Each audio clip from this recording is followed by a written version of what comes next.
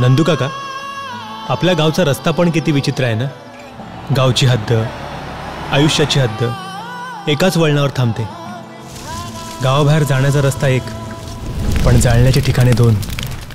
माझे लेकरू माझ्या पोटी फक्त जन्म घेतलाय ग, पण वाढलंय तुझ्याच पदराखाली. हाताला फोड येईपर्यंत काम करतेस. कोणासाठी? पोरासाठीच ना. पोरानं 4 बुक शिकून मोठा साहेब व्हावं. काम संपल्यावर 2-4 पोती उचलतो, त्याच्यात काय. मोठा साहेब तर होईलच, पण चांगला माणूस बनला पाहिजे.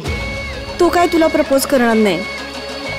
उद्या आपण राजाच्या रिसॉर्टला चाललोच होत ना. तूच कर की प्रपोज त्याला.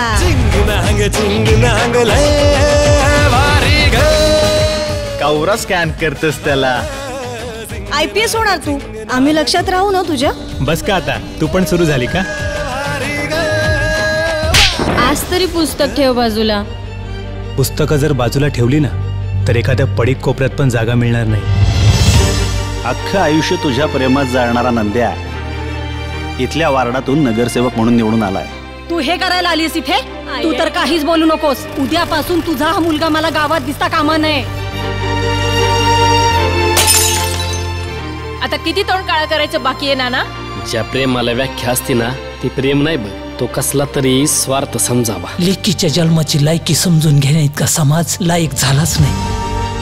नियतीने कसा खेळ मांडला ना आपल्या आयुष्याच्या. तुमच्यासारख्या लोकांच्या भुरसटलेल्या विचारांना छेद देऊन आम्ही जर प्रेमाचा ऊत केला असता ना तर ते श्रेष्ठ ठरलं असतं.